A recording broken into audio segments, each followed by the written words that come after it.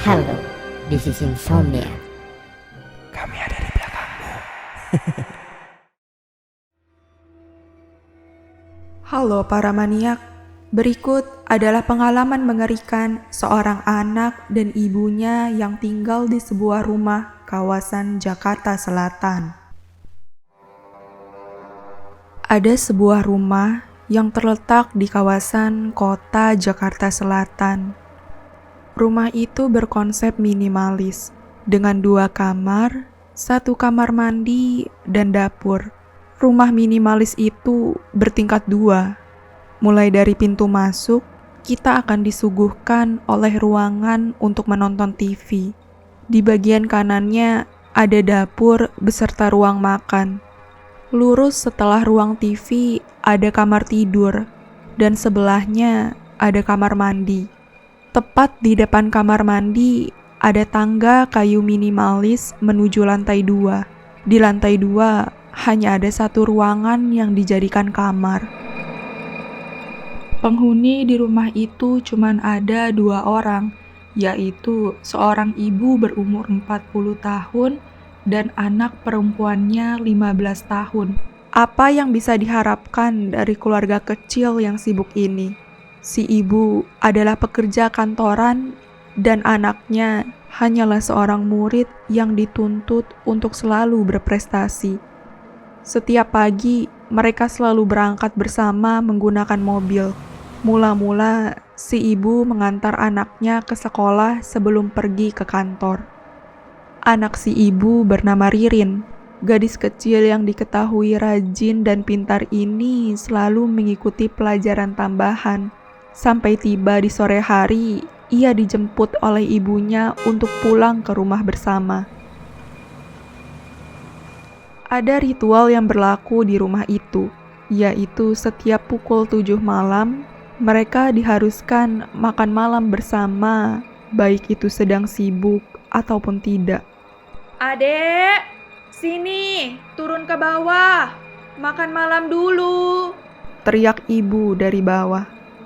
Adek yang mendengar dari kamar atas langsung turun dari meja belajarnya sambil menghela napas. Ia lelah dengan pekerjaan sekolahnya yang tak kunjung selesai.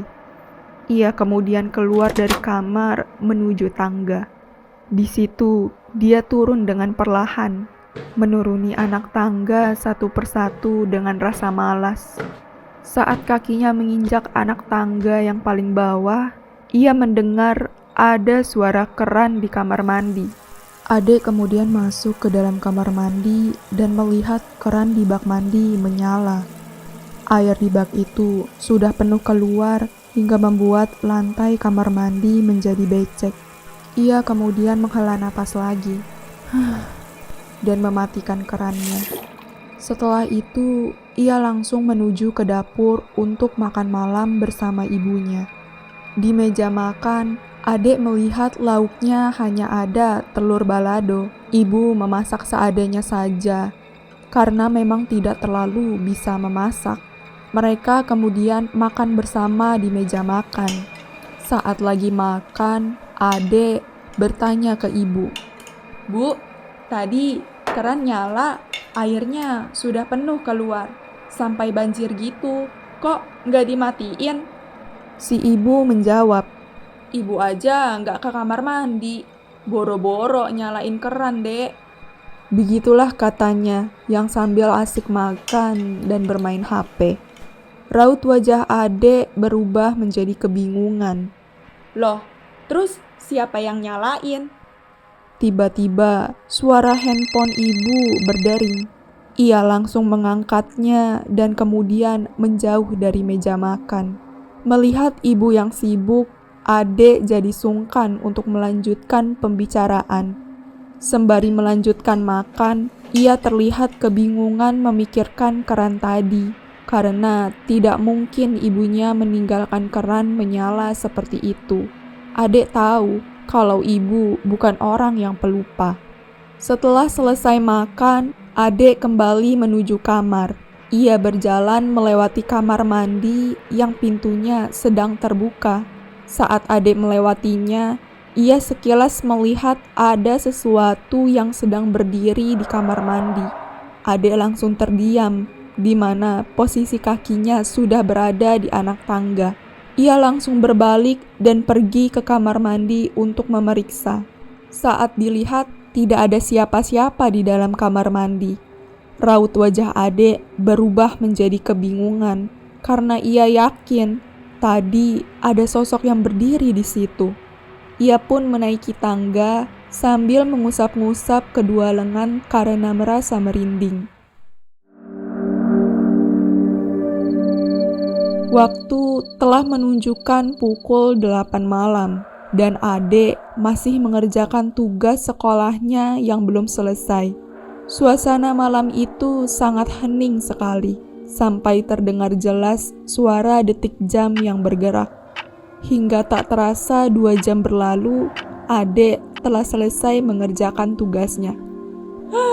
Akhirnya selesai juga, ucap Ade sembari meregangkan kedua tangannya. Tiba-tiba ada suara langkah kaki yang terdengar dari arah tangga. Suaranya lama-lama semakin jelas terdengar seperti orang yang sedang naik ke atas. Namun, Ade tidak menghiraukan suara itu karena ia mengira itu adalah ibunya. Ia pun lanjut merapihkan meja belajarnya dan mempersiapkan buku untuk esok hari. Sembari merapihkan, Ade mendengar suara itu masih ada, suara langkah kaki yang sedang menaiki tangga. Suara itu seakan tidak berhenti, padahal anak tangga menuju kamar tidaklah banyak. Hal itu sampai-sampai membuat Ade berpikir, ibu ngapain di tangga? Kok nggak masuk-masuk ya ke kamar aku? Ia langsung berjalan menuju pintu untuk melihat ke tangga. Saat pintu kamar dibuka, ia tidak melihat apa-apa dan suara langkah kaki itu menghilang seketika. Ade berdiri mematung di pintu kamar dan terlihat bingung dengan suara tadi. Ia lantas berteriak memanggil ibunya yang ada di bawah. Ibu! Bu! Ibu! Setelah panggilan itu, ibu kemudian muncul di ujung tangga. Ekspresi ibu terlihat datar dan dia tidak berbicara apa-apa. Ade langsung bertanya, "Ibu, tadi ngapain di tangga? Kok kayak yang lagi mondar-mandir? Ibu lagi beresin sesuatu?" Mendengar pertanyaan itu, raut wajah ibu berubah tersenyum sambil menggeleng-gelengkan kepalanya. Tanpa berbicara sepatah kata pun, ibu langsung pergi. Ade pun juga langsung kembali ke kamar sambil masih kebingungan memikirkan suara tadi. Keesokan pagi, jalan terlihat sangat padat, dipenuhi dengan kendaraan yang sangat bising. Seakan berlomba-lomba untuk cepat sampai ke sekolah ataupun kantor. Kali ini, di dalam mobil menuju sekolah, ibu melihat Ade yang duduk di sebelah sedang termenung memikirkan sesuatu. Ibu yang sedang menyetir lantas menanyakan ada apa. "Mikirin yang tadi malam, Bu. Suara-suara di tangga itu," ucap Ade dengan raut wajah yang datar sambil melihat ke depan kaca mobil. Ibu yang terlihat bingung bertanya suara tangga yang mana. Ade lantas mengarahkan wajahnya ke ibu sambil bilang, "Tadi malam aku kan panggil ibu. Aku tanya ibu dari atas. Itu tuh karena aku dengar ada suara di tangga. Tapi ibu ditanya malah geleng-geleng doang." Wajah ibu terlihat semakin bingung. Ia bilang kalau sehabis makan tadi malam, ia langsung ke kamar dan gak keluar kamar lagi sampai pagi tiba. Raut wajah Ade langsung berubah jadi kaget. "Bu, sumpah deh, ibu tadi malam datang loh pas aku panggil. Ibu berdiri di bawah ngeliatin aku yang lagi di depan pintu kamar." Namun, respon ibu hanya tertawa dan bilang kalau Ade lagi kecapean karena tugasnya yang banyak. Ade cuma bisa diam sambil kesal karena respon ibunya. Entah kenapa setiap memikirkan suara itu, ia langsung merinding. Ia merasa ada sesuatu yang aneh di dalam rumahnya. Setelah selesai dari kegiatan yang panjang, mereka akhirnya kembali pulang pukul 5 sore. Setibanya di rumah, ibu langsung pergi mandi dan adek pergi menonton TV di ruang tengah. TV itu menempel ke tembok dan dikelilingi oleh sofa kecil. Sedang asik menonton TV sambil makan cemilan, ada suara yang memanggilnya dari belakang. Suara itu berasal dari dapur. "Dek, adek." Ia yang sedang duduk di sofa langsung menengok ke belakang. Di situ, ia melihat ada ibu yang sedang memasak. Adek terkejut melihat ibu, karena ia ingat ibunya baru saja pergi mandi. "Loh, ibu, bukannya lagi mandi ya?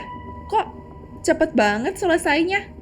Ibu melihat adek dengan tersenyum sambil bilang, "Mau makan apa hari ini?"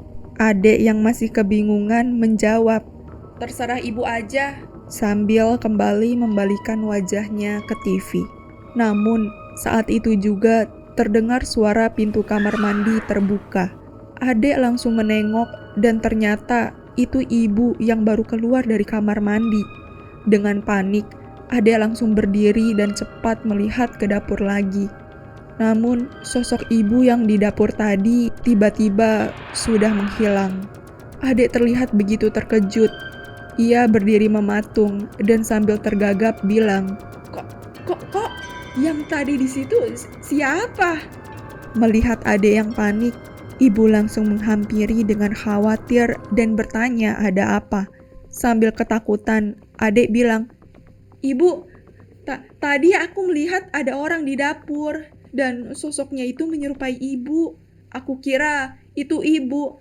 Tapi pas aku lihat ibu baru keluar dari kamar mandi, aku baru sadar kalau itu bukan ibu. Dan pas aku lihat ke dapur lagi, dia sudah menghilang." Mendengar ucapan adek, ibu masih gak percaya. Bahkan ia bilang kalau adek cuma menghayal saja. Adek yang sudah ketakutan berusaha meyakinkan ibu. "Serius bu, sumpah, aku ngelihat ada sosok yang seperti ibu di dapur. Dan bukan kali ini aja. Kemarin aku juga ngalamin hal yang sama. Aku mulai ngerasa ada yang gak beres di rumah ini bu," ucap adek sambil ketakutan. Namun ibu masih belum percaya. Ia masih menenangkan adek sambil memegang kedua pundaknya. Ia menyuruh untuk mandi karena hari sudah mau malam. Adek masih terdiam sambil memikirkan kejadian yang tadi. Ia juga berusaha meyakinkan dirinya kalau sosok yang tadi ia lihat hanya khayalan saja. Tapi rasanya tidak mungkin karena ia melihat sosok itu sangat jelas dan nyata.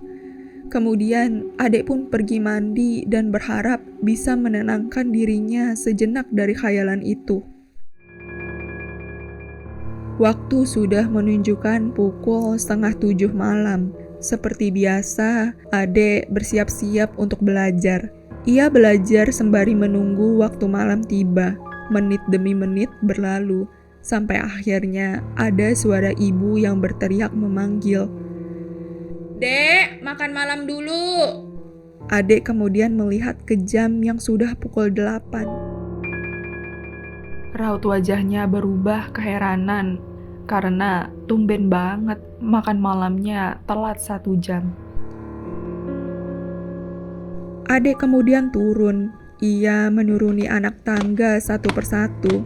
Langkah demi langkah ia lewati sampai akhirnya ia berada di ujung tangga. Di situ ia terdiam sejenak sambil melihat ke kamar mandi. Ia langsung mengusap tengkuk lehernya karena merinding teringat kejadian kemarin. Ia pun lanjut berjalan. Setelah melewati kamar mandi, dari jauh ia melihat ibunya sedang meletakkan lauk di meja makan. Tiba-tiba, tepat di depan kamar ibu, ada seseorang yang menarik adek ke dalam kamar dengan cepat. Orang itu mendekap mulut adek dengan tangan dan langsung menutup pintu kamar dengan perlahan. Di dalam kamar, Dekapan di mulut Ade dilepas dan ia melihat ternyata itu adalah ibunya yang sambil memberi isyarat untuk diam. Dengan kesal, Ade pun berbicara dengan suara kebingungan. "Loh, ibu kok ada di sini? Terus itu siapa yang lagi siapin makanan?" Raut wajah ibu terlihat ketakutan. Dengan nada gemetar, ibu bilang, Jangan berisik. Ibu juga dengar ada yang manggil buat makan malam. Itu bukan ibu yang manggil, Dek." Tiba-tiba, suara panggilan makan malam itu muncul lagi. Suaranya terdengar lebih lembut dari biasanya. "Dek sayang, sini turun makan malam dulu." Ibu dan adik yang ada di dalam kamar benar-benar ketakutan mendengar suara itu. Raut wajah ibu terlihat sangat pucat. Di situ ia tersadar bahwa yang diceritakan oleh anaknya selama ini benar. Ada penghuni lain di rumah ini. Mereka duduk tepat di belakang pintu kamar sambil ketakutan. Suara panggilan makan malam itu muncul lagi. "Dek." Kali ini suaranya terdengar lebih dekat ke kamar ibu. "Dek, adek." Suara itu sekarang terdengar seperti tepat di depan pintu kamar. Lalu suara kembali muncul lagi. "Adek, kok nggak turun-turun?"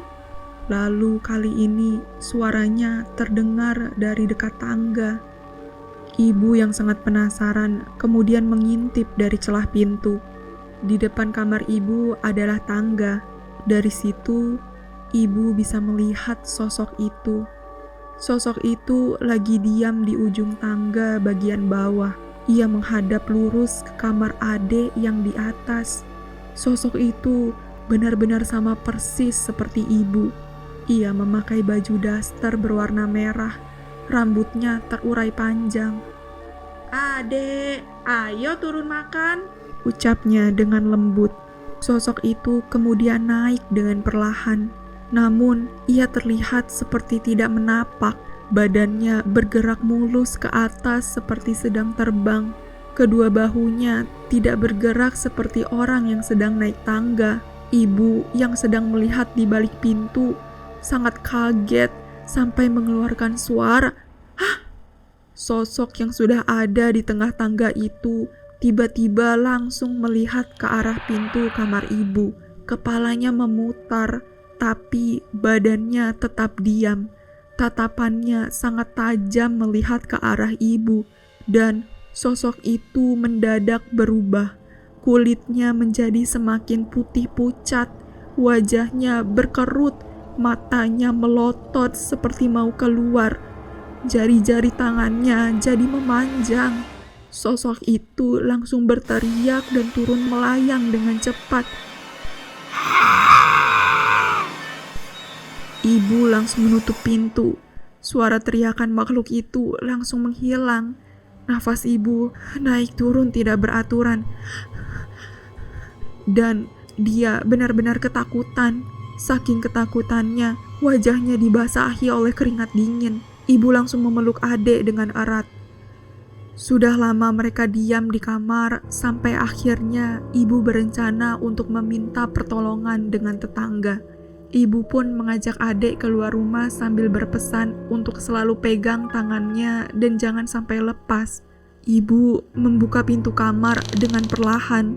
Di depan kamar, ibu juga tengok kanan kiri untuk memastikan apakah sosok itu masih di sekitar mereka. Ibu lalu meraih tangan Ade. Mereka berjalan perlahan, berusaha untuk tidak mengeluarkan suara apapun. Beruntung, sampai di pintu keluar, mereka tidak melihat sosok itu. Di luar rumah, ibu langsung berlari ke rumah tetangga sebelah, yang kebetulan di situ sedang ada bapak-bapak yang lagi duduk di teras sambil ngerokok.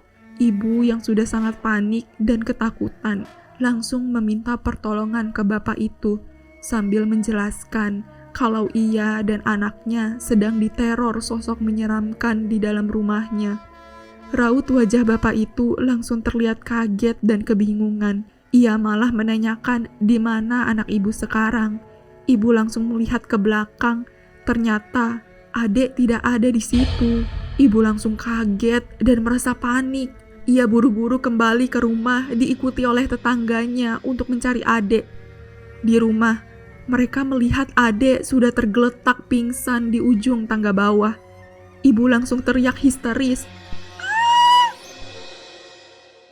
dan langsung buru-buru membawa Ade ke rumah sakit dibantu bapak tadi. Di rumah sakit, Ade tersadar dan membuka mata.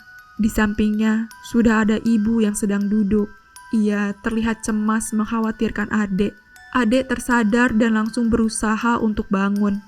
Raut wajahnya terlihat kesal dan bilang, "Ibu, ngapain dorong aku di tangga?" Ibu menjawab, "Loh, siapa yang dorong? Terus ngapain kamu di tangga? Kan ibu pesan jangan lepas tangan ibu karena kita mau keluar rumah. Pas di luar ibu baru sadar kalau Ade nggak ada. Ade masuk lagi ya ke rumah." "Loh, enggak bu, Ade pegang tangan ibu kuat-kuat kok. Cuman kan tadinya kita mau keluar buat cari pertolongan. Tapi ibu malah ajak Ade ke lantai atas. Pas mau nanya, ibu tiba-tiba dorong aku sampai jatuh dari tangga." Singkat cerita, ibu tersadar bahwa orang yang mereka pegang tangannya adalah sosok lain. Entah bagaimana situasi itu bisa terjadi, sampai-sampai mereka tidak tahu siapa sebenarnya yang mereka gandeng. Setelah mengalami hal menyeramkan itu, mereka memutuskan untuk pindah. Entah apa yang terjadi dengan rumah minimalis itu. Padahal rumah itu terlihat cantik dan teduh, meski memang terlihat sedikit tidak terawat. Hanya saja di dalamnya tidak seindah luarnya. Itu karena adanya makhluk menyeramkan itu. Dia bersemayam seakan ingin mencari manusia untuk dijadikan mangsa selanjutnya. Gimana penonton untuk konten kali ini? Menurut kalian cerita ini nyata atau tidak? Jangan lupa tulis cerita horor kalian di kolom komentar.